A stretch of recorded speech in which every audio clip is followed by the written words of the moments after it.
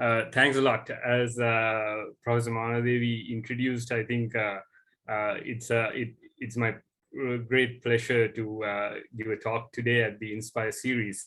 But this talk is very different to all the talks that I have given at universities and other places, because I still feel the same feeling that I had when I presented my final year seminar, because I'm giving this talk in front of my research supervisor and other lecturers. So it's always very hard to give a talk in front of your teachers, because you know that your audience is always smarter than you. Okay, thanks for the introduction. And then the topic for today is it's a little bit different. It won't be a typical talk that you listen to.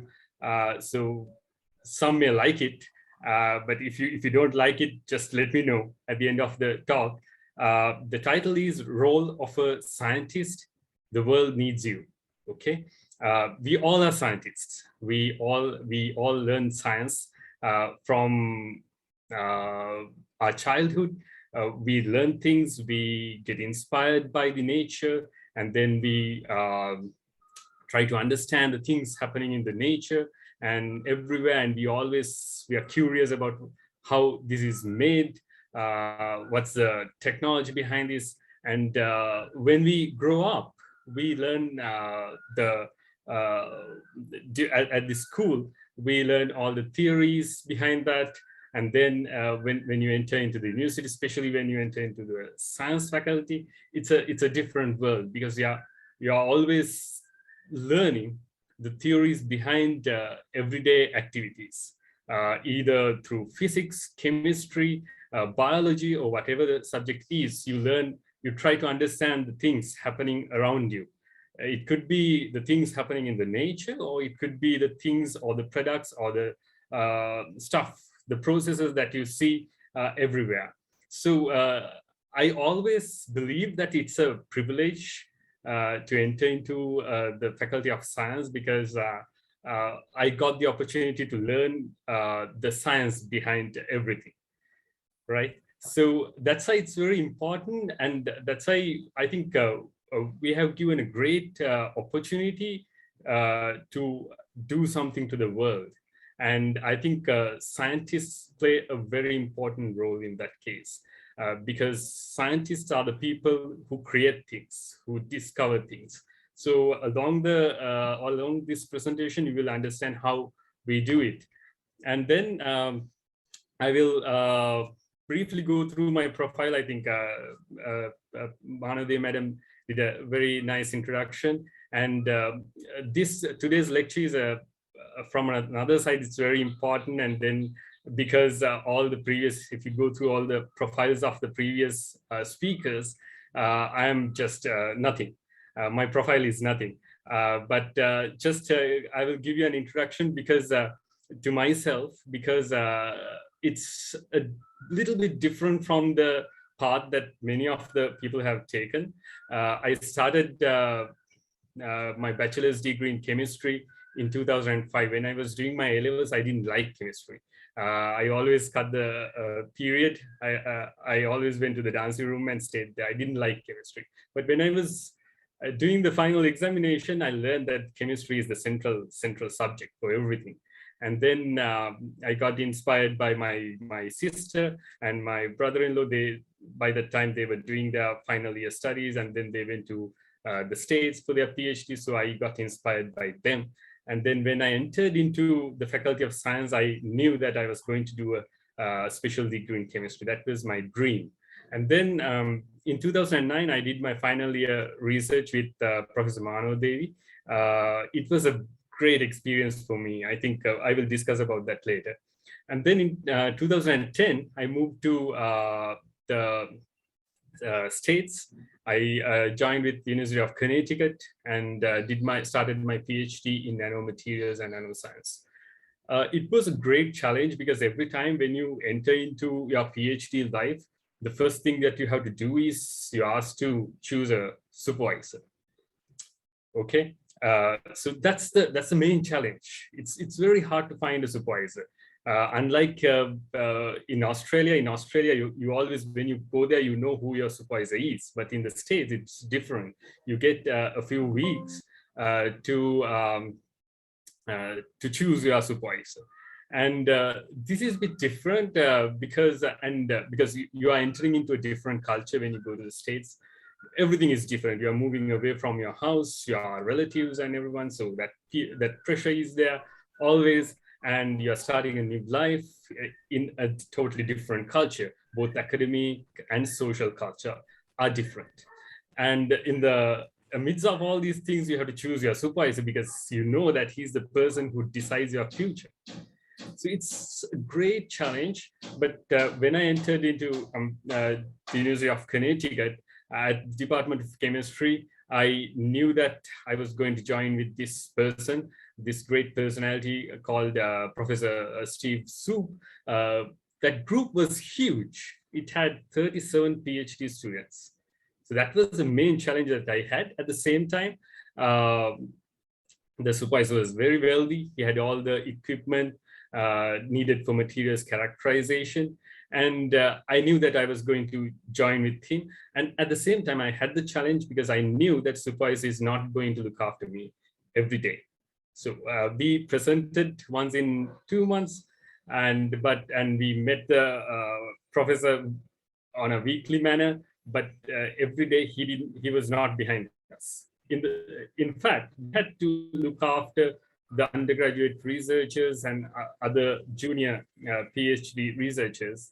And at the same time, we were given commercial projects as well. So that was a very good opportunity for me. I considered that as a great opportunity because while I was doing my PhD studies, because we all know that PhD is based on fundamentals, right? You have to understand your fundamentals really well. At the same time, I had to work with the industry. That means the applied research. So I had to work on the applications as well.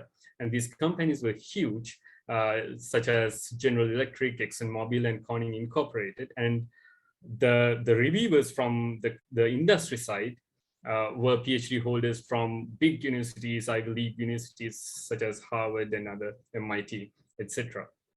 So I had to manage all these things. I had to do my fundamental studies and I had to do commercial projects. And at the same time, I had to publish research papers because in order to have a good academic record. And so I had to do all these things. And then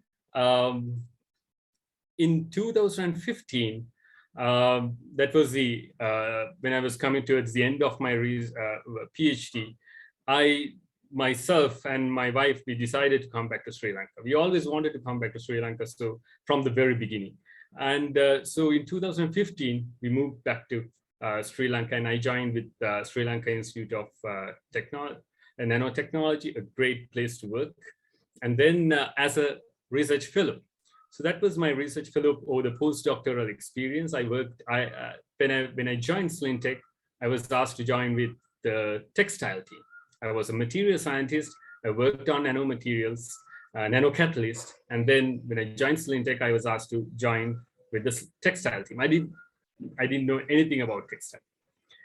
But I took it as a challenge. I took it as an opportunity. And then I worked on the wearable side, the conductive pathways, because I had worked on the carbonaceous materials, graphene, carbon blacks, and all these things. So I did these kind of applications in textiles when I was at the textile division of SLINTEC. But SLINTEC, the interests are different. The interest is not to publish papers. The interest is to generate money through applied research. So that's the main mandate at SLINTEC. So I had to work on that. I was not able to concentrate on publishing papers. And then in 2018, after almost 2.5 years, one day, the CEO of the company and the head of human resources asked me to come and meet them. So I was wondering why they wanted to meet me, because when you get a call from head of HR, that's something serious. So I was a bit afraid about it. And anyway, I went and met them. So at that point, I knew that the position for the head of business was vacant at that time. and they were interviewing several people. So the CEO popped up the question. He asked whether you like to be the head of business at SLINTEC. That was a totally different thing to me.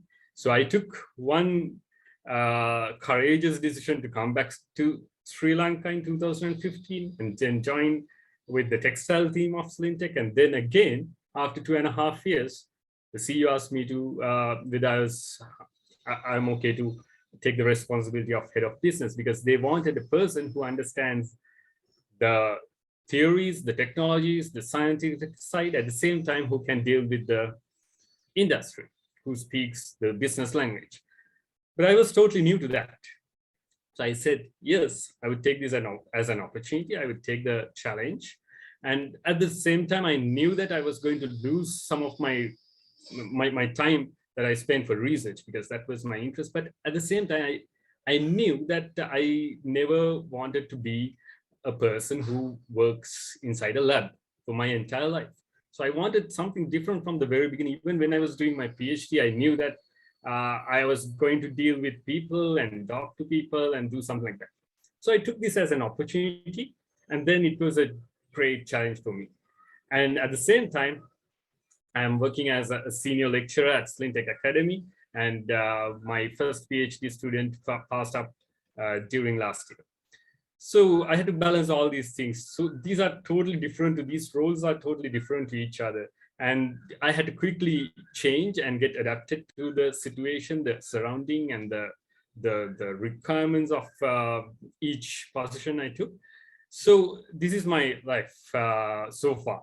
And this is my H index. I know that H index is not a good measure to analyze the research capabilities and all these things, but that's been measured somehow. So, but what I wanted to emphasize by showing my H index and number of citations, it's very low compared to great scientists.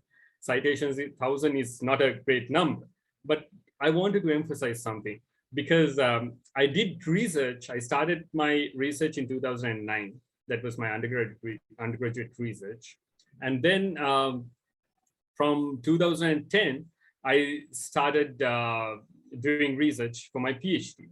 And I published my first research paper in 2012. And in 2017, I came back and joined SLINTEC and started doing work for commercial interests. And then in 2018, I took over a totally different subject.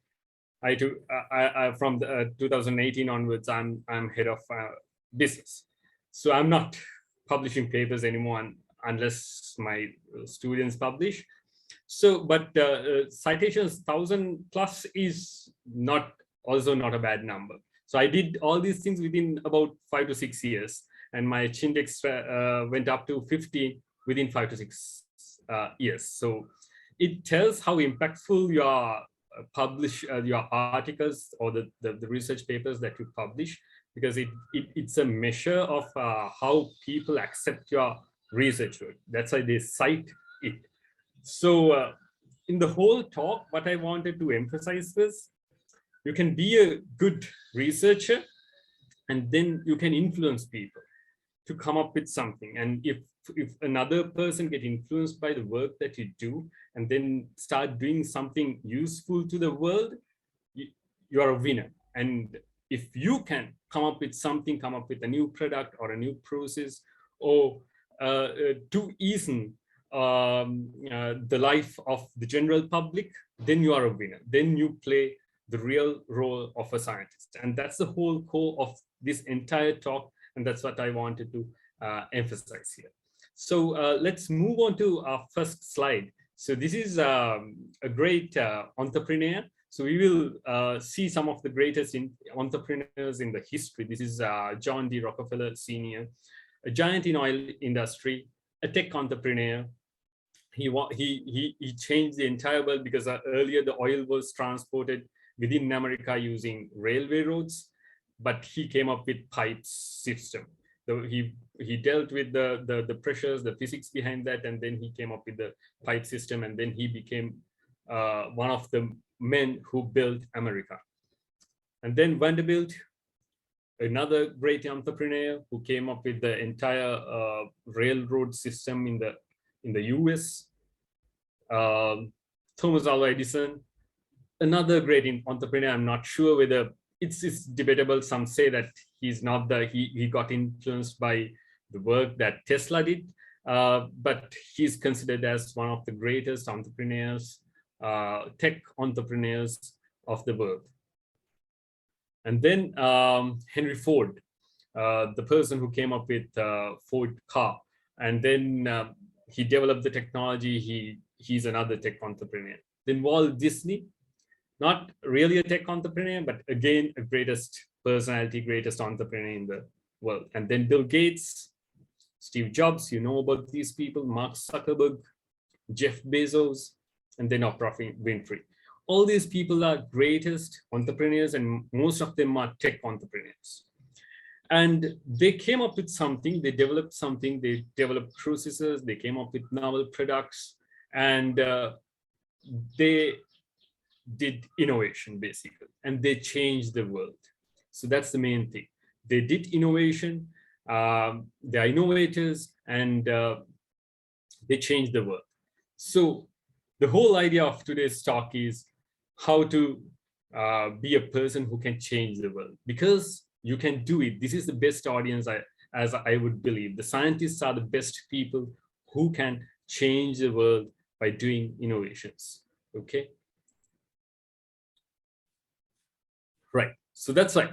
We all are scientists. We need to make this change. We need to bridge the gap, because we all know the theories behind everything. The theories, as I explained earlier, we learn them. We learn them at the school. We learn them at the university. When you're at the Faculty of Science, you learn all the theories to the greatest extent. Then you are able to explain anything. At the same time, if you can do these fundamental studies, fundamental research, and then convert them into refined products and processes where the entire world can get the benefit out of that, then you can bridge the gap between the fundamental studies or the fundamental research and the final refined products or processes. And you are the best people who can bridge the gap and change the world. So let's look at what the innovation process is. So first, I will go through some of the theories behind innovation, and then you will understand what innovation is. And then I will talk about my experience and relate them how a general scientist can do at least a little bit of contribution to this innovation cycle, or how you can contribute to change or the uplift the well-being of the entire world. Okay, so we all know that we do research at the university. We do research, most of fundamental research, and then you do pre-disclosure and disclosure. So you come up with patent. It's assessed. You first publish papers, come up with novel ideas, publish papers, and then you protect your idea. Okay, that's really important, because once you develop something, once you come up with a novel thing, you have to protect that and make sure that your intellectual property is protected in the right way. So you can do that in many ways. Patenting is one of the best ways that you can protect it. And by coming up with a novel thing and protecting is not just enough, because the world will not get the real benefit out of it. If you want to, if the other people to make use out of the property, the intellectual property that you develop, you have to market it. Whether you like it or not, you have to market it. So you can do it in many ways. You can be an entrepreneur and you can run a business, or you can transfer your intellectual property or the patent to another person who can take this forward or who can commercialize it. So typically what you do is you protect your intellectual property in the form of a patent, and then you market it and you license it to a person who can commercialize it, because you must be very capable of doing things on the lab bench, but you may not be very capable of commercializing it, scaling up, because you need to get the support of engineers when you scale it up, and then you need to get the support of business people when you try to market it, and then you need to get the support of all the entities, all the stakeholders, the legal people and marketing divisions and everything when you try to commercialize it. So you start with research, you develop new ideas, you protect it, and then you market it and license it. And then someone else, or you, if you're an entrepreneur, you can do the commercialization part, or if not, someone else can take it forward from that point onwards, and then they can commercialize it. Once you commercialize it, then only you generate revenue. So that's a place that you monetize the work that you did on the lab bench. And only if you can monetize the work that you do, you will get funding to do further research. So whether you like it or not, you have to accept this factor. This is a fact. You have to, in order, if you want to continue with research, you have to make sure that your research is getting funded by somewhere else. So then somebody has to get inspired by that. In order to do that, you have to build trust. You have to show that you can come up with something that can be monetized at the end, and then only you get funding. But there are, of course, there are some grant schemes where you can do fundamental research, only fundamental research, because there are some long-term research, especially when it comes to biotechnology, biomedical area. But if you want to make sure that you are continuously getting funded to do research, you have to make sure that you generate revenue out of it. So this is a cycle. This is called the innovation cycle.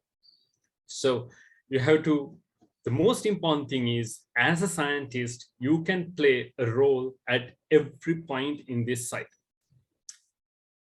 You know the science, so you can do the research part, and you know the novelty, so you can write papers. And then if you learn the legal stuff, and then you can protect it, you can make sure that your patent is, you get a patent, and then you can license it so that you learn a legal part. And then if you have the entrepreneurial skills, you can commercialize it, or the business skills, you can commercialize it and generate revenue out of it. So as scientists, we can play a role in every point, at every point in this cycle. So that's the most important thing of being a scientist. Anyone other than a scientist cannot play their role at every part in this innovation cycles. Only scientists can do that. So that's the important thing. Okay, so we all have ideas. As scientists, we all have ideas, and we always think that the ideas are precious. But that's a myth. Ideas are not precious. Ideas are ideas. You can die with thousands or millions of ideas. Then nobody would get the real benefit out of it. Only ideas become a fortune only if you execute it. So for that, you need several other factors. In addition to the ideas, you have to have determination, you have to have academic brilliance or research brilliance, and you have to have great timing, and it has to be a great product. And out of all these things, you have to execute it and then make it a commercial business. And then only your fortune comes. So ideas are really precious if you have all these things, especially if you execute it. So as young scientists, I give you one idea, one advice. You might have a lot of ideas, but don't keep it to yourself, because many people are afraid of discussing with others, because they always think that somebody else would steal your idea and run away. That would not happen. If you are a really capable person, nobody else would be able to steal ideas from you, because you are the person. If you're a really smart person, you know that you are the only person who can take this till the end. But you have to discuss it with others. You have to get the support of engineers, and then even at the research phase, you alone can't do that. You have to always collaborate with others. Even when I was doing my PhD, I collaborated with many people. That's how I was able to publish about 15 papers during my PhD time. So you have to collaborate with others, because others have their own expertise. You have to, because you are not an expert of all these things. You have to get the support of engineers. You have to get support of physicists. You have to get the support of biomedical engineers. You have to get the support of computational engineers. So you have to discuss with others and make sure that you get the right support that you need in order to take this to the end and then come up with a nice thing at the end. So that's how your ideas are getting converted into something useful, because others should get the real use out of it. So that's the reality. And then when you develop a product, it's not a very straightforward thing. So we all know that you do research, you do fundamental research, and then you do applied research, and then you come up with a prototype, and then you can market it. That's not happen in that way.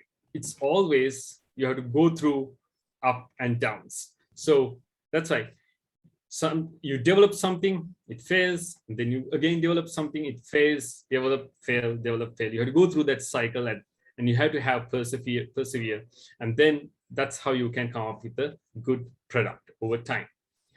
So while you're doing that, there is a thing called build, measure, learn, loop. Okay, so when you have ideas, you build something, you do research, you come up with, you do fundamental research, and then you do applied research, and then you build something. The first thing that you build is called minimum viable product, or MVP. And then you measure it, you test, you evaluate the minimum viable product that you develop. And then sometimes it fails. So depending on the data, you learn whether, then up to a certain extent, you go through the cycle, you build something, fail, and then build, fail, build, fail. At one point, you have to get rid of it, if it doesn't work. But if it works, then you have to go through this cycle and then come up with a good prototype. That's how the product development or the innovation happens when you start from fundamental research. And then there is something called innovation S-curve. So you start innovating something, assume you have a tech startup, you start innovating something, you do research and then come up with something novel, and then you launch it. Assume that you come up with a good prototype, then you launch it. And then earlier, in the first stage, you have to go through, as I mentioned earlier, build, fail, build, fail, build, fail cycle. So whatever it is, you have to fail fast, fail cheap, and adjust fast. And then that's how you get adjusted to the situation and then come up with a good prototype. So that's called the launch point. And then from the launch point, then you do incremental improvements. It's like just making cookies. You first come up with a method to make cookies, and then you decorate it, do some little bit of modification. It's like Elon Musk sending rockets right now. So you're doing the same thing with incremental improvements, modifications. And how good your product is, at one point it comes to the end of the life cycle. So because of the time, some other people may come up with novel technologies. So your technology might go obsolete. So at that point, you have to do reinvention. So the scientists can do that. So you come up with something novel, and then you develop a product. The general public gets the real use out of it. And then it comes to the end of the life cycle, and then you reinnovate. So this is how a scientist can get involved in the innovation cycle that we discussed. So let's move the gears a bit. Now I will start talking about my experiences. Not that great, not that fancy, but I hope that it will help you to understand how a scientist can be a part of this innovation cycle. I can give some examples from my life experiences. So in 2008-2009 period, that was the time which I spent at the Department of Chemistry, University of Peradeniya, one of the greatest places in the world, because you can learn a number of things. It's not just science, you can learn a lot of things there. And there's a nice faculty, there's always a pressure. You get very difficult exams when you're in third year and fourth year. So you have to bear all these pressures, and you learn to handle every situation at the Department of Chemistry, and you learn many things. So during my final year, I started doing the research with Professor Mano Devi in 2008, 2009 period. The first thing she told me was, I am not going to give you any procedures to do research. Because that's correct, because if you are given a procedure and if you're asked to do this using this procedure and then do this reaction, then it's not a research, right? It's just a practical session that you do at your lab, at your chemistry lab. So in order to be a research, you have to start from the very beginning. You have to find a problem statement. Most importantly, you have to find a problem statement and then build things upon that. You have to read a lot. So this is the first thing she told me. That was my first advice from a research supervisor. She told me that I will not give you any research procedures.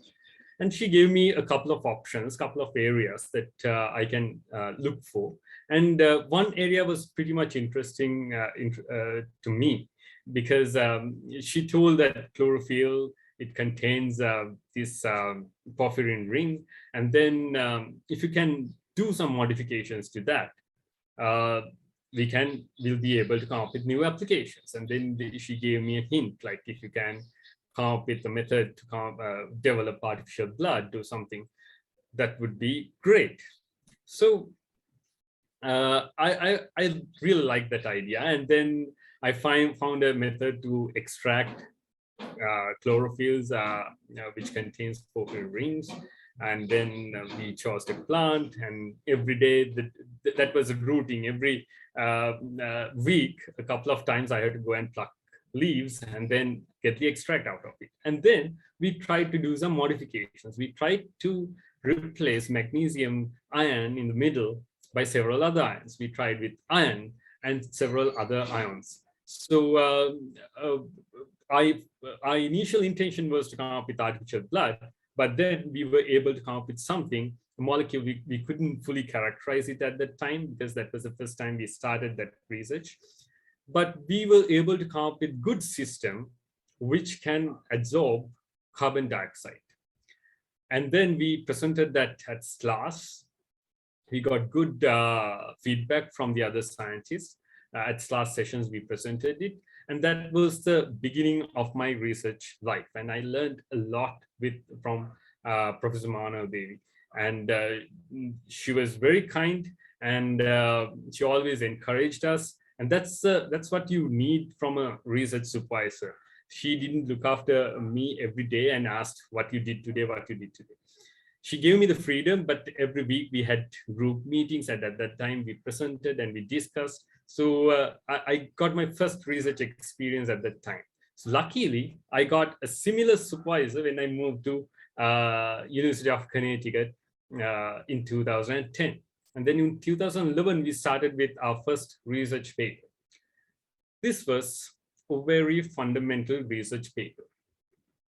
The title was Alpha Manganese Dioxide Lattice Expansion by Rapid Temperature Ramping, a case of yarn-teller distortion. The most important thing is we learned yarn-teller distortion, the theory, when I was doing my undergrad studies. So I was really inspired by it, and you all might know what yarn-teller distortion is. But when you start with a research like that's you can consider that as a very fundamental research. So what I did there was, the whole group was developing manganese dioxide systems, and these were octahedral systems.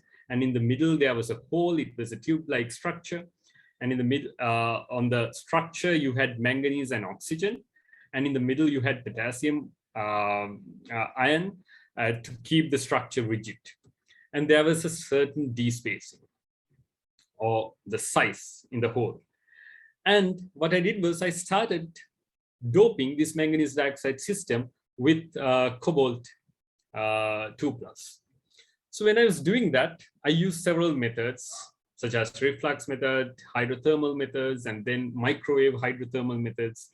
And I learned that when I was doping this structure with cobalt ions with microwave hydrothermal system, where rapid temperature increase happen, it goes from 25 to 200 degrees Celsius within a couple of minutes. Something happens. Now, if you look at this XRD pattern, you all might have seen the XRD patterns. You can see there's one peak, 110 peak, it moves towards your left side. That means your D-spacing increases. So by that way, I will not go into detail, and these are the examples that the proof to show you that the TEM images, when you dope that, the lattice expansion happens from all this, simply this hole expands, the tube, the space expands. So it goes from D-spacing goes from 6.8 angstrom to 7.3, and then it further increases. So this was a classic fundamental study. It was an explanation to Yarn-Teller effect. But I always wanted, and then I published it in Journal of Physical Chemistry C. And I always wanted to apply this as something useful, because although this is a fundamental research, I thought of doing an application where I can use this in a real world problem. So what I did was, I knew that the lattice expansion happens, so this tube expands. Then you should be able to put molecules inside the tube because you increase the D-spacing, you increase the gap between them. So I tried with hydrogen sulfide. When I tried with just undoped material, I saw hydrogen sulfide does not go inside, it just gets absorbed onto the surface. But when I did the lattice expansion, when I did the doping with cobalt, hydrogen sulfide went inside, and then sulfur replaced oxygen in the structure and water came out. So that was a massive thing for me because I knew that removal of hydrogen sulfide is a major problem, especially in the oil industry. Because you go into deep wells, you mine, you go deep into the earth, and then there are hydrogen sulfide gases, and then you have to have a good filter that can remove these hydrogen sulfide. So I applied for a US patent, and then I got the patent was granted. That was a huge advantage for me because I started with a totally fundamental research, and then I was able to convert that into a product that can be used for your real world problems. So this is how I want to emphasize to you. You can, in the science faculty, you learn theories, and using those theories, you do fundamental research, and you should not stop at that point because we are using public money. You have to keep that always. You have to keep that on your mind. Our country is not doing really well, especially at this moment. There's an economic crisis.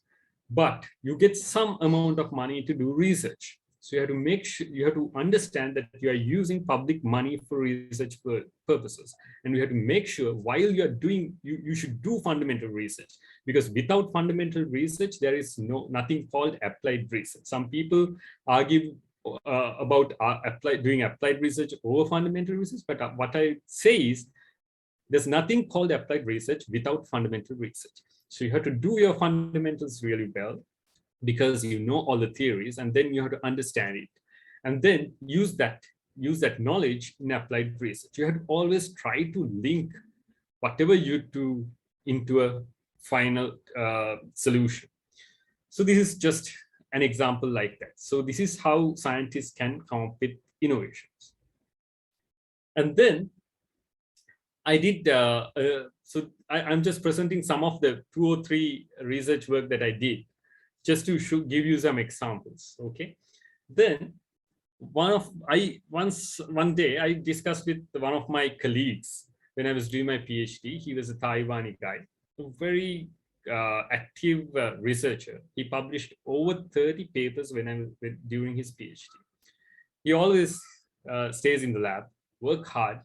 And then I was developing these manganese oxide systems. And then I discussed with him how if we can use these manganese oxide catalysts to split water, because water splitting is an important thing, because if you can split water, you can generate hydrogen. But the oxygen evolution reaction is really hard. You have to have catalysts to do that with lower energy requirements. So we were discussing about that. Then we started reading papers, and then we came up with a system where you dope gold nanoparticles on manganese oxide systems. So both these are manganese oxide systems, the fiber or the rod shaped things and the plate shaped things. These are manganese oxide fibers. And when you dope with gold nanoparticles, you see gold nanoparticles. These are TEM images. And then we use that in oxygen evolution reaction. And then we characterize that to the max. And then we were able to publish that in Angawantha Chemi International Issue, one of the highest impact journals in the world at the moment in chemistry. So we did a very good characterization. We sent samples to Max Planck Institute, and then we were able to publish it there. But the most important thing is this was not commercializable because the amount of oxygen evolved is not that great. So you cannot really apply this system in the real world situation to split water. Okay. But since it was published in Angawantha Chemi, it got a lot of citations. And we knew that many people would get inspired by reading this work. That's why it was published, it was accepted by Angawantha Chemi. And then from the number of citations, we learned that many people are getting inspired by this system. So one day, even though we were not able to come up with a good system that can be applicable in the commercial scale, somebody else would get inspired by this and then apply that in the commercial scale and then use that for the well-being of general public, because energy is a huge problem now. So if you can split water and generate energy, that's the best thing you can do. So this is another way that a scientist can contribute to the world, how you can use your research money, research grants to something useful. Okay. And then I got the opportunity to engage with ExxonMobil and Corning Incorporated, because there's a huge problem in diesel engines, in diesel trucks. You might have seen this black light thing, blackish smoke which is coming out. That is called soot that contains carbon particles, very small carbon particles. It's not very good for the health, because when you inhale it, it goes inside your body and it contains a lot of metals. And then again, these are small carbonaceous particles, so it can do damage to your respiratory system. So you have in these trucks, these beautiful trucks, this is something that I really love, these trucks. They have a diesel particulate filter, and any diesel engine, you have a diesel particulate filter. So what it does is it removes these carbonaceous particles. In the catalytic systems, you use a catalyst to oxidize that. So carbon is getting oxidized to carbon dioxide and water. But if it does not get fully oxidized, it stops at carbon monoxide level, then it emits carbon monoxide. So that's very dangerous.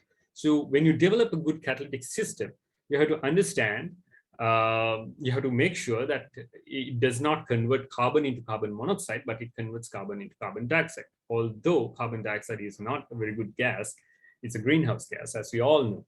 But it's that's the way you can remove carbonaceous particles. So what I did was I analyzed the structure of these carbonaceous particles. Depending on the engine conditions, the structure of the carbonaceous particles differ. It has a core, which is mainly composed of graphitic carbons, sp2 hybridized carbons, and it has a shell, which are amorphous carbon. These amorphous carbons some are graphitic. Sorry, it's the other way around. The shell is graphitic, and you have this graphitic carbon in the shell. In the middle, you have an amorphous core. So when you heat this, the core gets oxidized first, because these are sp3 hybridized carbons. You can easily break these bonds and then make carbon dioxide, and then shell gets oxidized, which is sp2 hybridized carbons. Depending on the engine conditions, you have the graphitic nature, how they are packed, the size of the core, and everything changes. So depending on the engine conditions, your oxidizing conditions are different. So what we wanted to do is I had to analyze the structure of the carbon coming out from different structures, and then come up with good correlations between the structure of carbon and then their oxidizing behavior. So using that information, this Corning Incorporated was able to come up with good catalytic systems, which can be applied for specific engines. So depending on the engine conditions, you can change your catalytic system and then come up with a good particulate filter. So we did that work. We were able to convert carbonaceous particles and carbon monoxide it contains fully into carbon dioxide without any carbon monoxide. And then we used, so this is a commercial research. Again, we were able to get the patent for these catalytic systems. We got the US patent for that. So these are huge achievements because you're starting with something, you're starting from the scratch, and then you develop a system which can solve the pressing problems in the world, and then you protect it. So this is how a scientist can, typically a scientist can contribute to develop, or this is how a scientist can contribute to the innovation cycle or the innovation ecosystem. And then this is another good example. This is some research that I did with my PhD student. So I came back to SLINTEC, and then I started lecturing at SLINTEC Academy, and I got my first PhD student. Fortunately or unfortunately, this student had not done chemistry as a major subject. He had done biomedical sciences. And my background was chemistry. So, but he was inspired with the work that I had done. And then he asked whether he can join with me to do the research work, to do his PhD. Then I said, okay, this was another challenge for me because he knows a lot of things that I don't know, and I know many things that he doesn't know. So I thought that rather than getting another chemistry student as my PhD student, this is the best opportunity for both of us, because he will learn a lot of things that he doesn't know from me, and I will learn a lot of things from him on biomedical sciences that I have never heard of.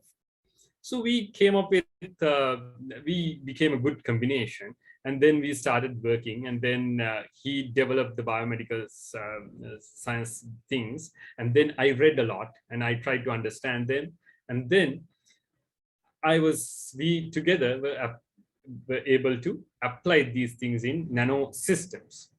So in that way, we could publish 3 research papers, and he graduated last year, and now he's working in a microbiology firm.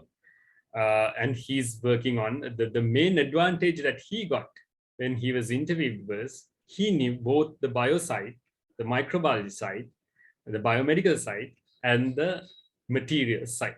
Because when he graduated, he learned a totally new subject that he never knew. And also from my side, I learned a lot of things on this microbiology and the biomedical side. So these were mainly on for the microbiology applications as treatments for patients. So I learned a lot on the biomedical and the microbiology side. So as scientists, you should always consider these things, these challenges as opportunities, because there is no one subject area that you can work on. And then if you can do that, you can always do that, but you will not be able to contribute to the world, or you won't be able to do something significant. So this is another example. So what I wanted to emphasize from this slide was get all the challenges as opportunities, even in the academia. And then always try to collaborate with other people, because that's how you learn things. That's how the life of a scientist should be, because you can always read and learn, but when you collaborate with another expert who has a lot of expertise in another area, together you can develop a lot of good systems. And then finally, our intention has to be to come up with something that the general public can get the benefit out of. So that's why we are using public money. So you have to always keep that on your mind. Whether you get a grant from somewhere else, still that's money that can be used to feed children in Africa, right? You're using that for your research purposes. So you have to make sure you have the responsibility to use these research or do this research in a way that someone else could get the benefit out of it. Okay. So in 2018, as I explained earlier, my life totally changed. I started working in the business side. So my target was to convert the research that we do at SLINTEC into products. So I know that in universities, you are working with ideas and then fundamental research. So that is mainly done by the academia or research institute. And then industry and startups, they do manufacturing and refinement. So you have to, what I thought was the bridging part is lacking. So there has to be someone who can understand the theory or the research part and who can convey that message to the industry, and also who can understand the research, the problems that the industry faces, and then convey that to the scientists. So I took that as another opportunity, but it was a great challenge because I was a scientist. So from 2009 to 2018, I was being just a scientist. Although I was, the plus point was I got the opportunity to work for the industry. So I knew the pulse of the industry.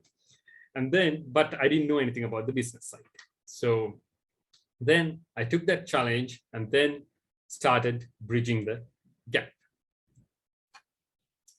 So this is how you bridge the gap. You, in pure science, in basic research, you publish papers. You come up with novel things, you publish papers. You don't need much money for research.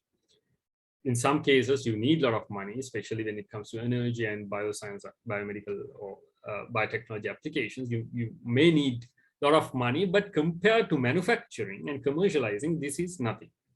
And you publish papers. And then there are tier 2 companies who come up with patents. So you do in universities, you publish papers. And now I know that in Sri Lanka, there's a great advantage because you have university business sales. So there is a commercial trend at universities as well. Then you patent and then you license. Then the component manufacturers are there. And these component manufacturers deal with the final B2C people, and then they come up with products. So this is the stages or the tiers of innovation cycle.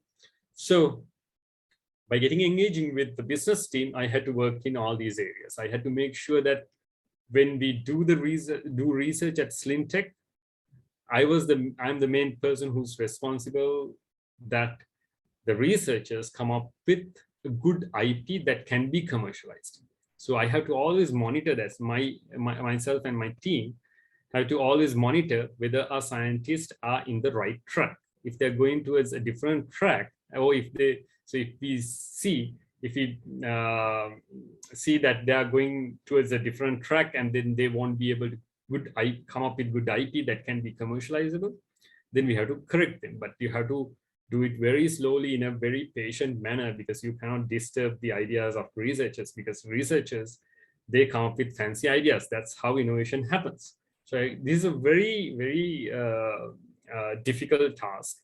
And then you have to make sure that we protect our intellectual property.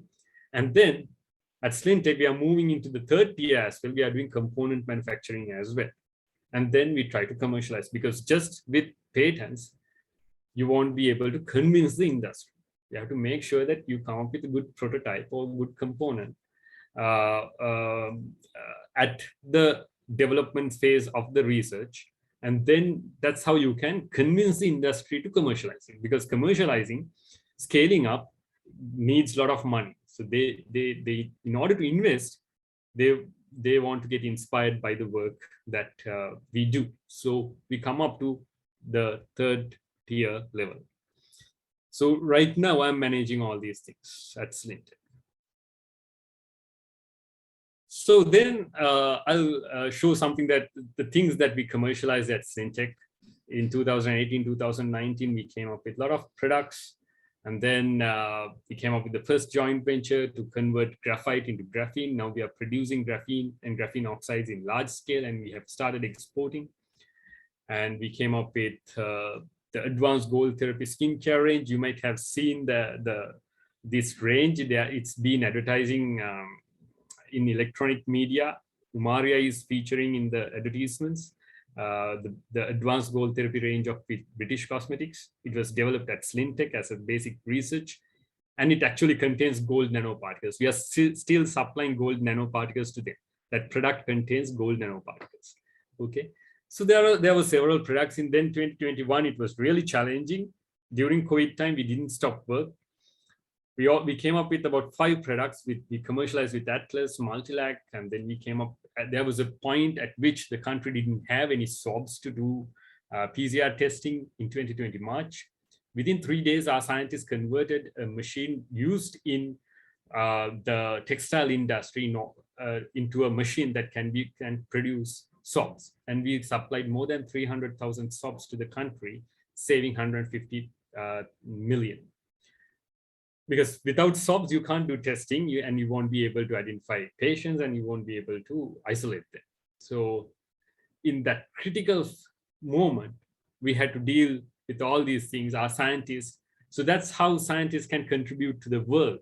So that's why I say that it's a great opportunity to be a scientist, because within a couple of days, you can solve an entire problem. Because only scientists have that capability. Neither the doctors and engineers were able to, I'm not discriminating anyone, but they were not able to come up with a solution for this swab problem at that point. If the country couldn't identify the patients and then couldn't isolate these guys, it would have spread a lot. So, but we as scientists were able to come up with swabs, and then a lot of commercializing factors, approvals, and all these things happened there, and I had to work actively in that process as well. And also we came up with a face mask. I'll show you that. So this is how your fundamental research can get developed into applications. This is how you can serve the world. I'll give you an example that we are doing at the moment at SLINTEC. So you convert, we know that graphite is about $2 to $3 per kilo. Now it's about $6 per kilo. And you convert it to graphenes and graphene oxides, a valuable raw material, which can be used in different applications. And we use that in concrete applications. So you can come up with high strength structures, reducing the amount of concrete, because cement industry is one of the nastiest industries in the world, and it costs a lot for concretes. So you can come up with high strength concrete. And also if you can reduce the 9-inch thick rural roads, concrete roads down to 6 inches, then you can save a lot of money. And also people are doing research in oil absorption. We also have come up with a product, and this is the mask sensor that we came up with. It's been commercial. It was commercialized by Hydramani and Dialog. It detects the mask.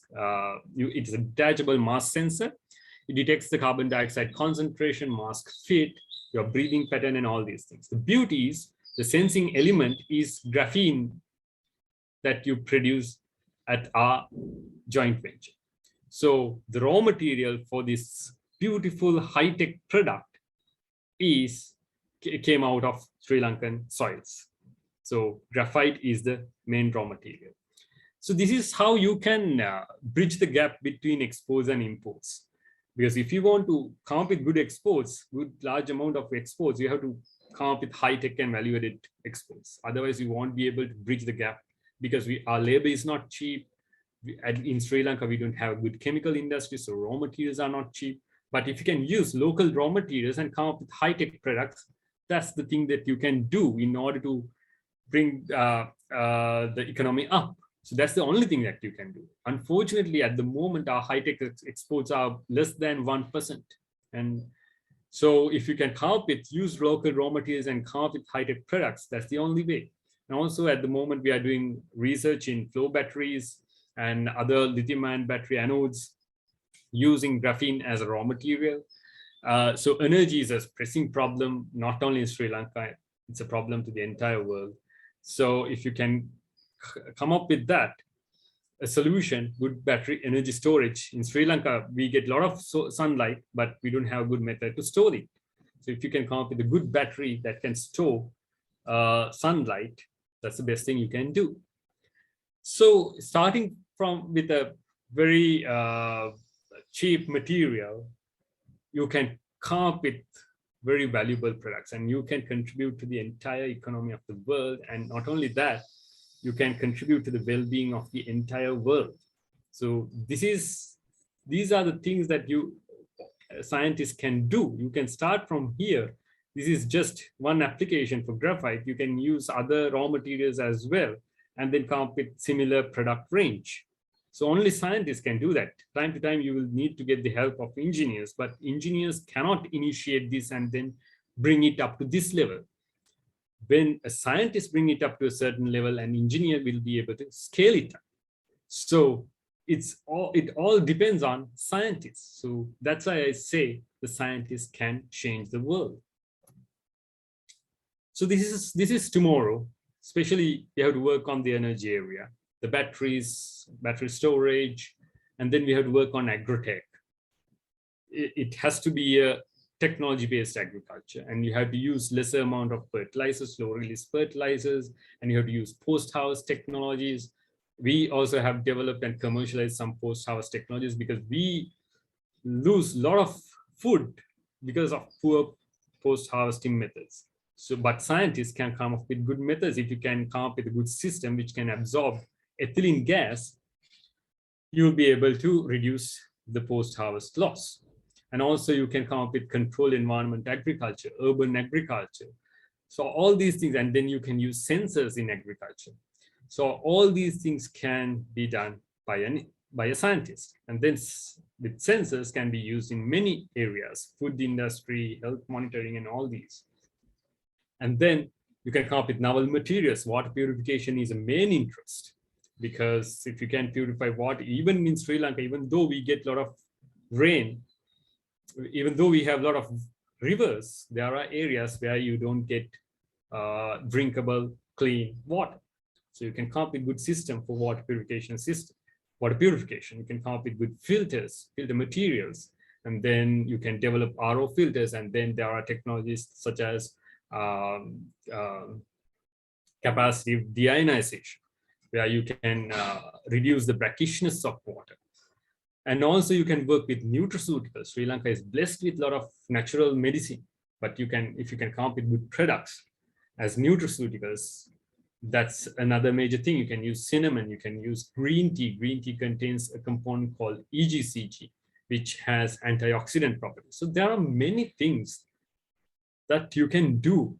So always don't think that you don't have a problem. There are many problems and there are many solutions. That if you think a little bit, there are many solutions. And the only thing is you have to make the link between, you have to connect the dots as scientists, and only scientists can do that. Okay. So Jeff Bezos has said, we innovate by starting with the customer and working backwards. That becomes the touchstone for how we invent. So you can do the same. You should do good fundamental research, and you have to be confident about your research, your findings, your intellectual properties. And then you have to see what the outside problems are. And then you have to link the fundamental outcomes, research outcomes, with the requirements of the world. And then you can work backwards and then come up with the good products and processes. You can innovate things. So that's how you can become a good innovator. So this slide is really important. I really like this slide. This relates to the first slide I showed you. I showed you a number of great entrepreneurs, tech entrepreneurs who are giant personalities. But in order to change the world, you don't have to be a giant like that. If you think that I will not be able to be a person like that one day, so I won't be able to change the world. That's wrong. That's a myth. As a scientist, you can always change the world. These are two just examples of my colleagues. When I was doing my PhD study, this girl, she is the CEO of this company called Lambda Vision. she came up with, when she was doing her PhD studies, she did studies on artificial retina. And then towards the final stages of PhD study, she started this company. And now they are getting funding from NASA to develop artificial retina, first protein-based artificial retina. So you're changing the world. This is how you can use your fundamental research to change the world, and only scientists can do that. And then this is Islam, who did his bachelor's in Egypt. When he came to the States, he had many difficulties with languages and all these things, but he quickly learned everything. Now he's a very good communicator. He's one of the best TEDx speaker. He goes to many places and then give talks. And he came up with a company called Waltson. It develops products to harvest patients' body energy and readily store it to power implantable biomedical devices such as pacemakers. So there's a major problem in pacemakers. Sometimes you never know when the battery goes bad or when the battery dies. But here, then that's a situation, right? So that's a critical situation. But with his technology, he was able to harvest the patient's body energy and store it to power these implantable biomedical devices. So he changed the entire world with his findings. Again, he started this research work as a PhD student. And then when he was done with his PhD, while he was doing his postdoc, he came up with this company, and now he's getting a lot of funding for that. More than funding, he's changing the world.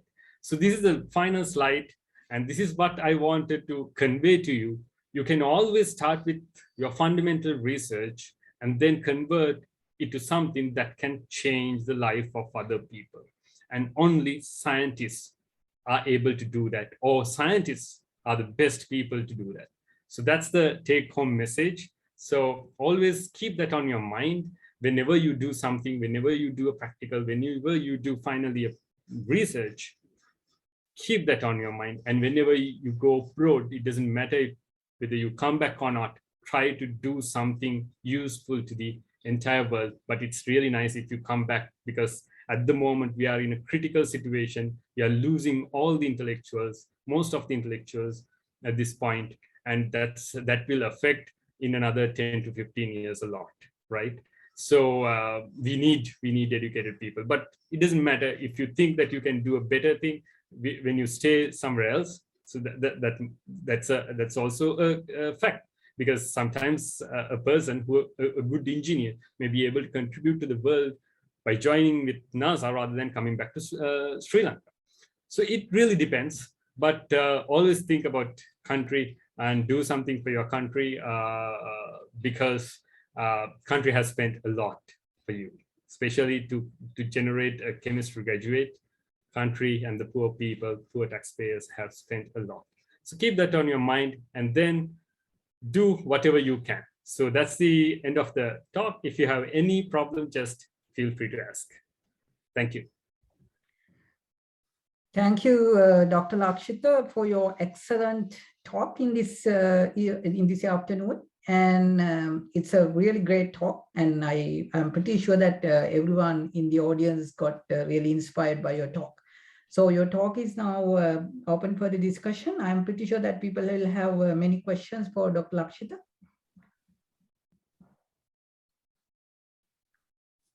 Excuse me, sir. Yeah. First of all, thank you for your informative talk.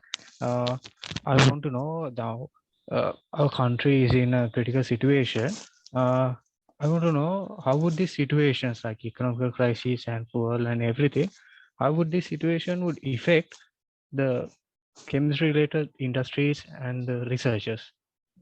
Okay, so that's a good question, and I think we all have the same question at the moment. But I would see this as an opportunity, because since I'm working with many industries, there could be short-term challenges. We all have those challenges. Every industry has challenges. They do not hire people a lot these days, so there are challenges. But I see this as an opportunity, because there are some industries who are doing really well at this situation. What they're always trying to do is they're trying to diversify. So I know some companies who work in the paint industry, some of the giants in the paint industry now focusing on energy related research and agriculture related research, agriculture technologies and other technologies. So there are many people who are diversifying at the moment because they want to try out new industries, because they see the risk in centralizing all their investment in one area, because that can get damaged at any point because of the situation. So they're trying to invest in many other areas. So if you can, so for graduates, I see this as a challenging time because there are not many jobs available if you go to top jobs. But if you can come up with a good proposal, good ideas, and if you can talk to them, if you can write to them, this is a good time because people are looking for new ideas, new investment opportunities. So, and the most important thing is they're not looking at it in a business way at this moment, because they don't want to generate money tomorrow by investing in these areas, but they know that in order to survive, you need to have a good technology backing, because Sri Lanka is the local market is not enough and it can get affected at any point. So all these giants are now looking, focusing on something that can be exported. So in order to export, you have to have good scientific backing, good technology behind that to stand out in the global market. So they are looking at investing in research work, in research in many areas. So if you can come up with good proposals, then this is the right time. I think for smart people, this is the best time.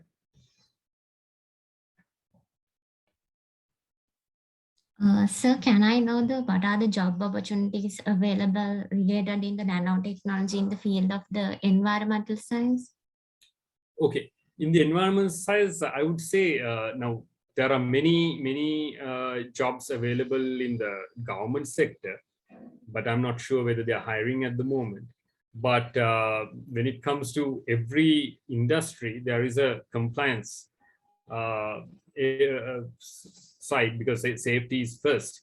So when it comes to nanotechnology based industries, they are mainly used in pigment industry and then textile industry.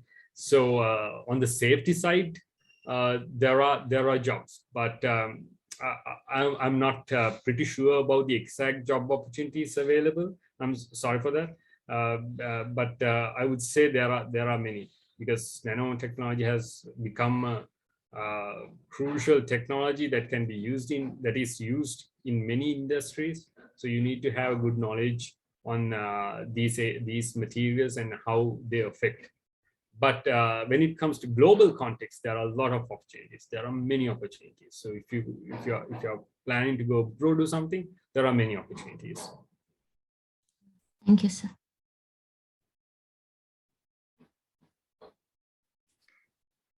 More questions from the audience? Hello, sir. Would you mind if I ask a question? Yeah, please. Yes, am I audible? Yeah, I can hear you. Okay, I have, let's say, about 2 to 3 questions. I think the best thing is to go by one by one. Okay. So now the first question I have is, I have seen this general tendency among scientists in Sri Lanka. Not I shouldn't generalize it as the majority of Sri Lankan scientists, but I have met a fair amount of scientists in well-reputed institutions, and I have seen their scientific innovations in terms of tactile and tangible products. And I have had several conversations with them, and I always ask, now I'm asking this question because you particularly emphasize that whatever the innovations that can be upscaled into a commercial product should be commercialized, because that's part of the whole scientific process.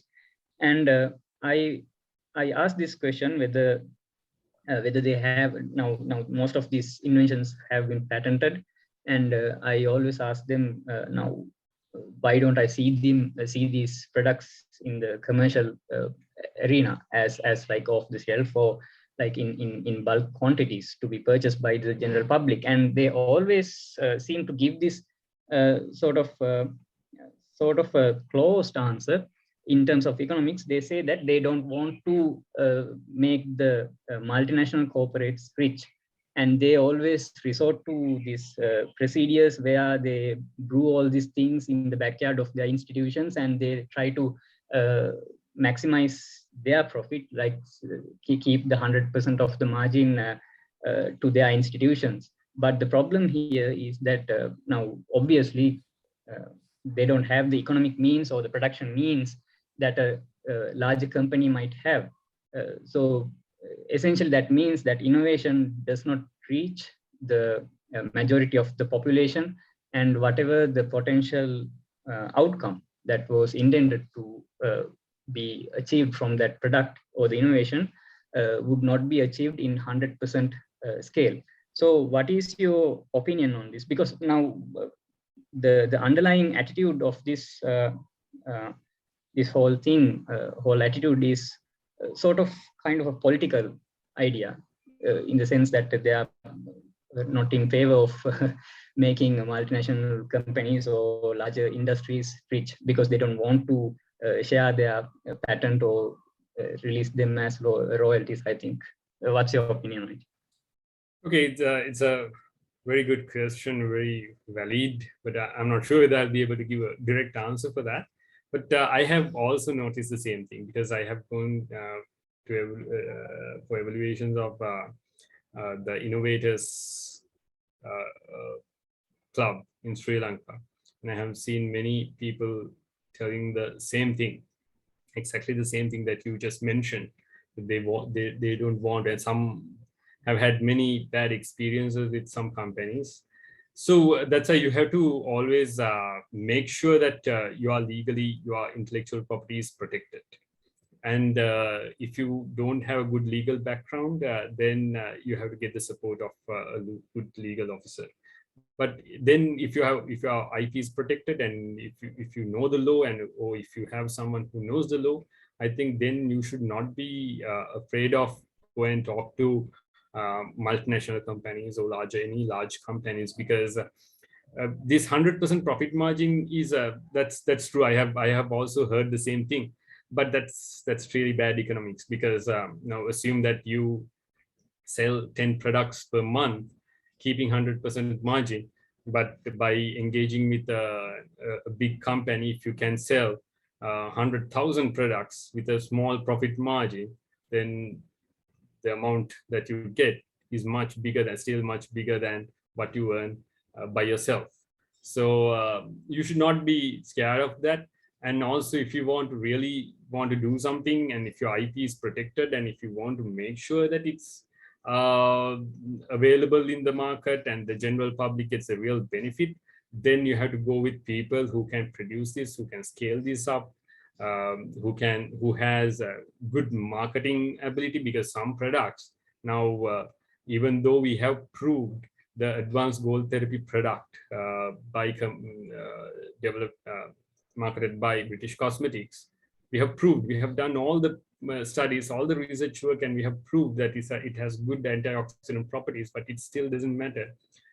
People should get the message in their language. Any layman should be able to understand the content behind that. So for that, you have to use a lot of marketing. So first you have to have money, you use electronic media. So we know that there are a lot of cosmetic products, not only in Sri Lanka, everywhere in the world, which does not contain any benefit, but they are marketing it really well, and then people buy it.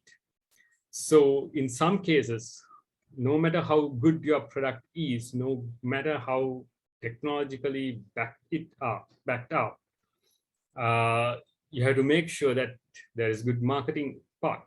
good business path. So you have to get if you want to come up with a successful product, and if you want to make sure that the people get the real benefit out of it, you should not be able to, you should go and work with the big companies. And if you have the real capability, that's fine. But if you think that it's a limitation, it's a bottleneck, my belief is you should always go and work with other people, because otherwise your product will die with you. Thank you, sir. And I'll ask the second question. Now, this was now the title of your lecture was about what the role of a scientist is. So, as much as innovation is important in terms of tangible or procedures as innovation, and I think that raising awareness of the public, like basically, if I say a dissemination of the learned outcomes of the research, they sometimes they might not be tangible products or novel procedures, but there might be learned outcomes or novel insights about how we see the world. And I'm pretty sure that science plays a major role in shaping the trajectory of a society. What values they have, what should be avoided or what should be embraced. For example, now about a century ago, people drank radium solutions, thinking that they will be living in their younger ages forever. But after some time, they realized that it's radioactive and it's doing a lot of harm to your body. And the same went to smoking.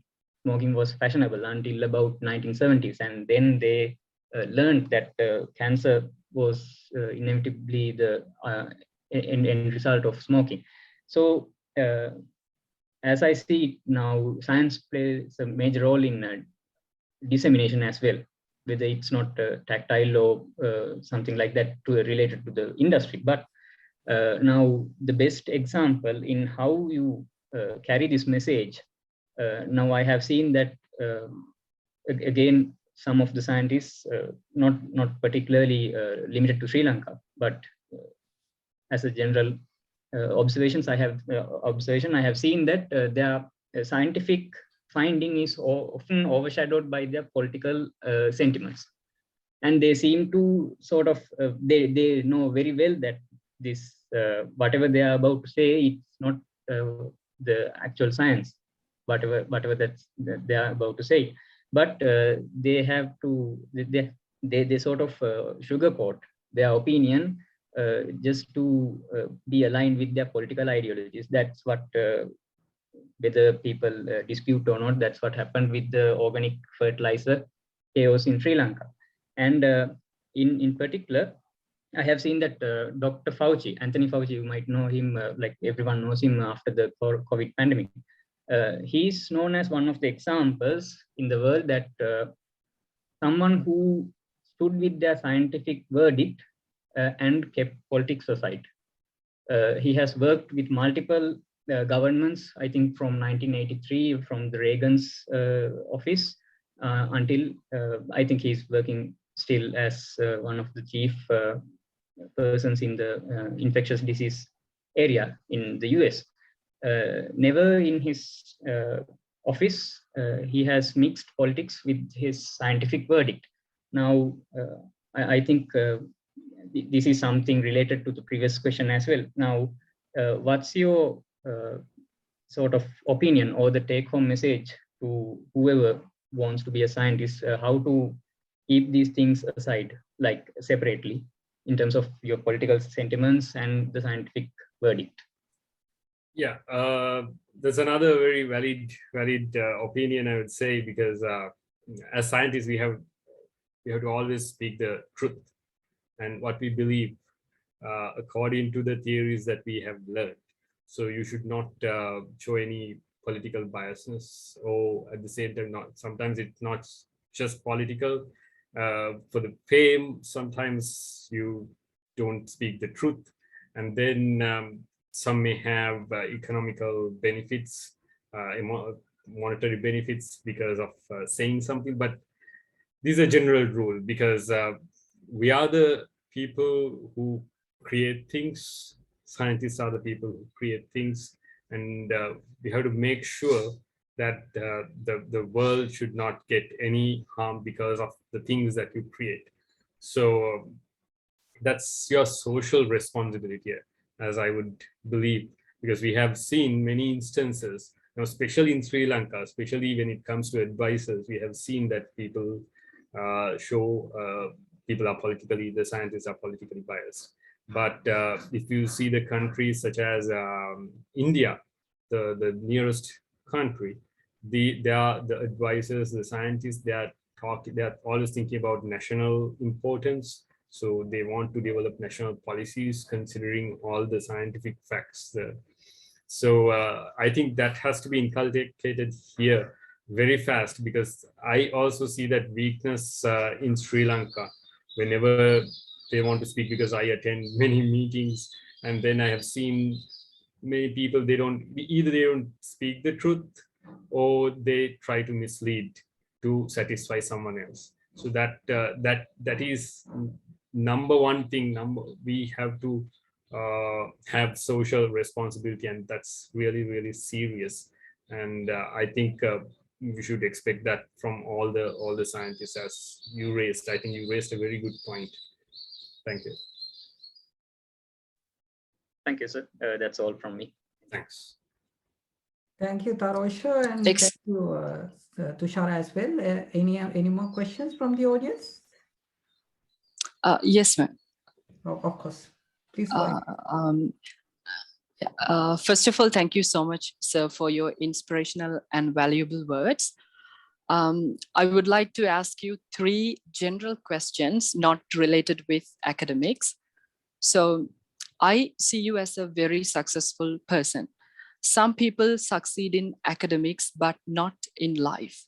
But some people like Mark Zuckerberg, as you mentioned earlier, who left college and don't even have a degree, but still succeed in life.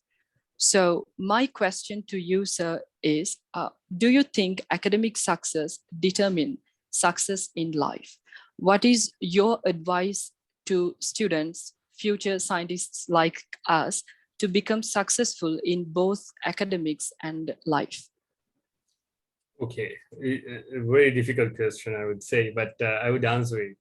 The first question was whether the academic life, academic success determine the success of life. It's a subjective thing, I would say. How you measure the success of life, it depends from one person to the other. One person might think that doing coming up with something valuable for the entire world is the only success. In that case, that's different. But some might think that you have to have a good family life as well as an academic life. Then that's a different story. So in my case, I always thought that you have to have work-life balance. Otherwise, I would get bored. And that's my personality. Some people would love to work in the lab for 12 to 15 hours per day.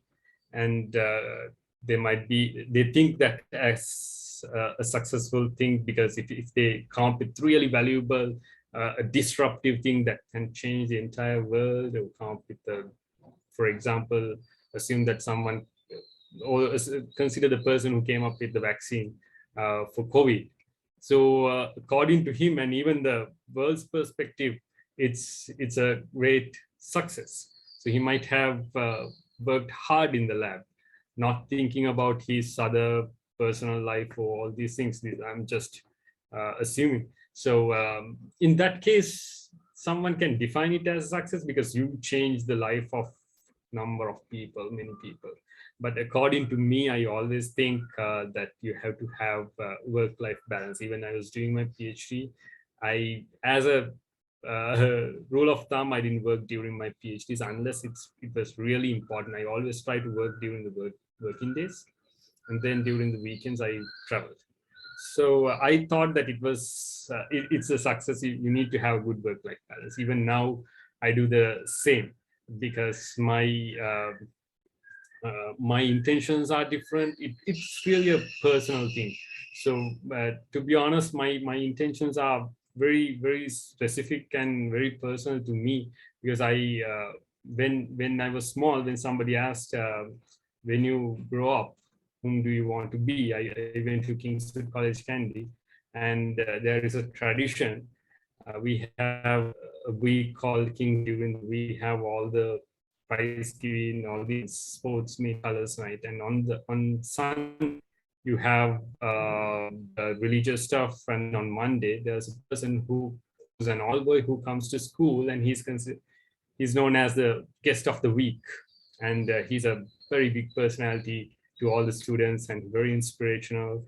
And then so from my childhood till now, when someone asks from me, whom do you want to be, I still say I want to be the guest of the week of Kingswood. So I know in order to go to that position, I have to do a lot. So all my other things develops around that. So I would say that measuring success is a very, very personal and very subjective thing. It really depends on the person. Thank you so much, sir. And my second question, I'm really curious to know, while reading your undergraduate degree or even your PhD, did you know that you would end up in a business sector? I mean, did that happen by itself, or was it your dream to be in a business environment in the future? No, I didn't know that I would end up here. And still, I don't know where I would end up.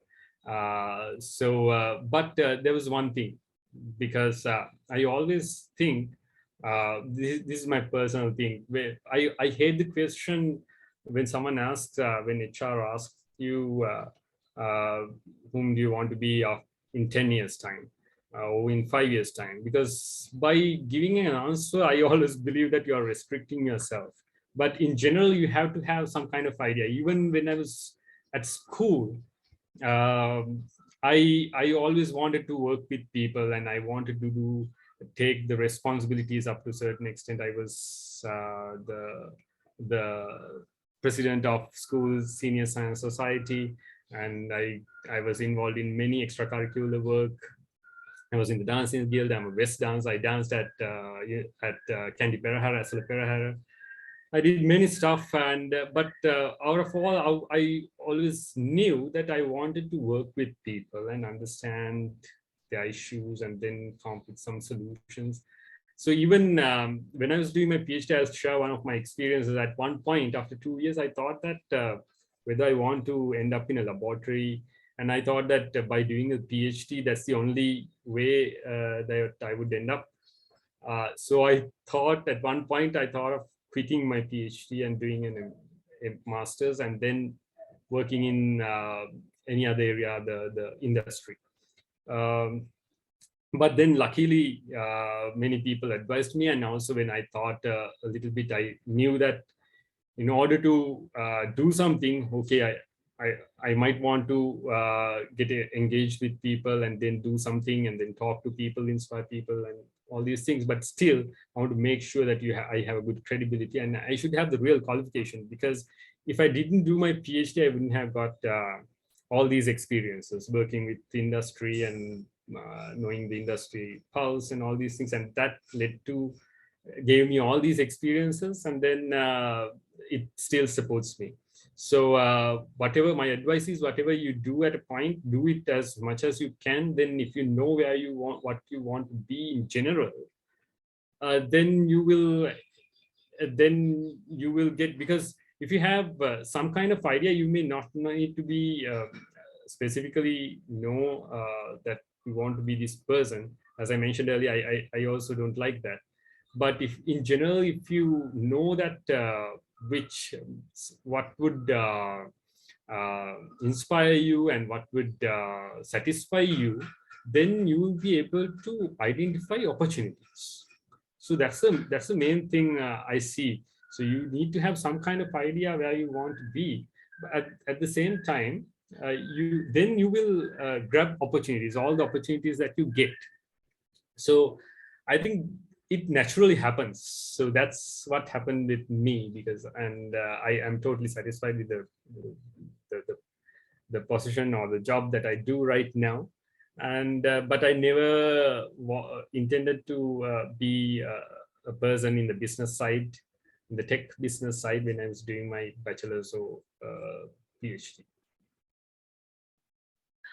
Thank you so much, sir. So my last question is, from the academic setting to the business environment, how did you manage to get adapted to the new workplace and the research area faster? Was it a challenge for you?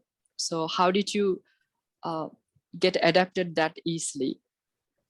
Yeah, it was a big challenge for me, because when I attended my first business meetings, I didn't know what to talk with other people, because they were because all that time during my bachelor's, during my PhD, and when I was doing my postdoc, my peers were scientists, and they saw the things in a different level, in a different way.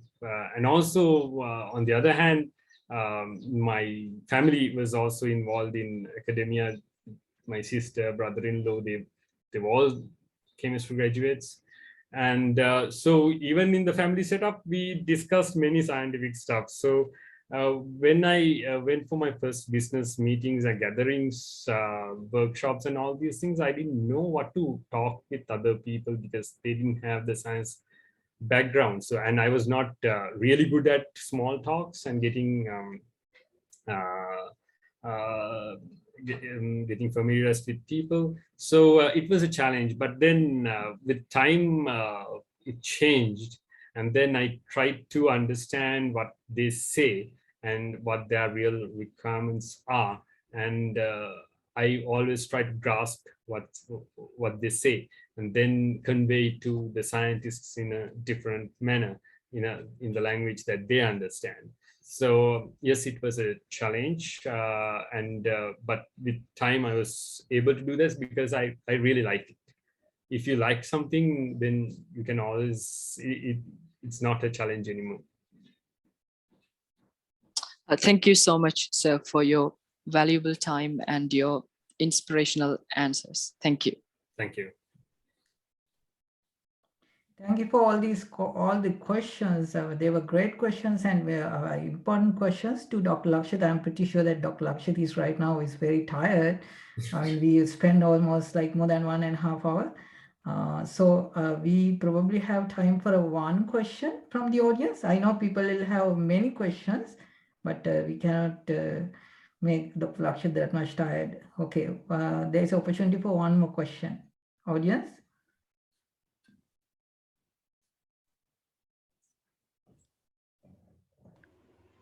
Sir, I want to know what are the job opportunities after doing a molecular biology course? Okay.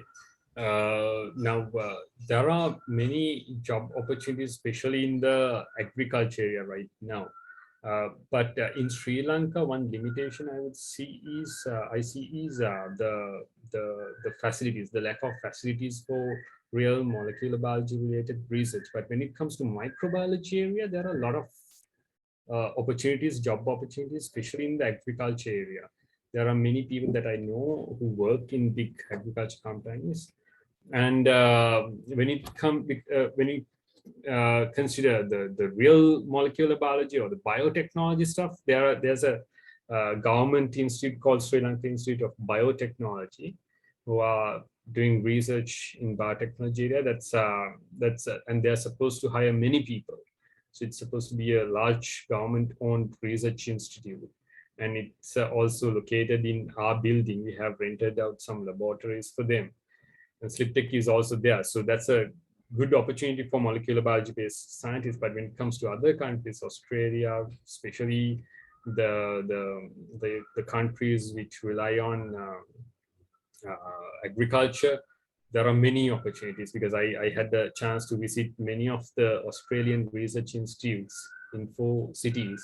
and I saw that biotechnology has a lot of opportunities. And also when it comes to other countries, US and Europe, there are many pharmaceutical companies, huge pharmaceutical companies, and they have a lot of opportunities in research. So molecular biology, if you do it right, there are a lot of opportunities, and that's the future as well. So it's just like nanotechnology, biotechnology is the future of the world. Thank you very much, sir. Thanks.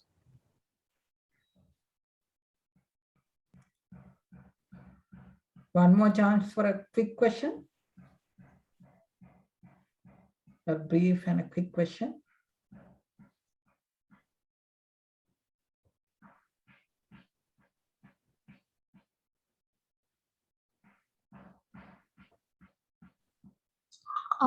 Sir, can you hear me?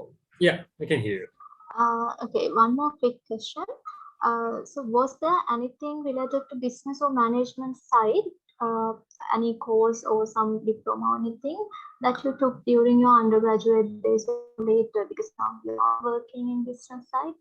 So was there anything like that you did? Not during my undergraduate studies, but during my PhD, I took a very small course on business management. Although I didn't have any intention to join business, but even to be a scientist in other countries, it's good to learn the business side. So I took a very short course, but not specifically a business course, business degree. I didn't get any. But it's always good to get qualified in that area as well. So was that helpful in this field? Yes, it was definitely helpful, because then you look at the things in a different way. You try to always think about how you can monetize something, and then how to look at the opportunities in the world and then relate that, because sometimes the things that you do at SLINTEC, the researchers do at SLINTEC, and what the outside world needs and what's available in the outside in the market are totally different. But there might be some ways that you can link them. So that's the main capability that you need to have. You need to understand what the world needs, and whether our capability, by using our capabilities, you can come up with a solution for that. So I'm still trying to improve it. But that's the basic skill that you need to have when you become a business person in a tech institute. Okay, so thank you very much. Thank you. Thank you very much for the audience for your great questions and nice questions. I think we spent like more than 1 hour and 45 minutes now. I'm pretty sure that Dr. Lakshitha is very tired by answering all these questions. So thank you very much, Dr. Lakshitha, once again. We really appreciate for spending time with our students. I mean, they should have, I'm pretty sure they learn a lot from you from a young young scientist like you. Okay, thank you very much once again. Now it's over to you, Fiham. Good evening, everyone. I have been honored with the privilege of presenting the vote of thanks on behalf of the Department of Chemistry of University of Peradeniya and members of the INSPIRE team. First, I would like to express my sincere gratitude to Dr. Lakshitha Pahalagedara for accepting the invitation and spending his valuable time in sharing his comprehensive knowledge on the role of a scientist in the contemporary world. Thank you very much, Dr. Lakshitha Pahalagedara, for your inspirational webinar on this important topic. Next, I would like to extend my sincere gratitude to Professor Manavadevi Ganahenage, Head of the Department of Chemistry, for inviting and hosting the guest speaker on the INSPIRE stage. In addition, I would like to thank the attendees for being with us this evening. I'm sure you would have found this webinar very informative and inspirational in shaping your academic future. Thank you. Have a pleasant evening.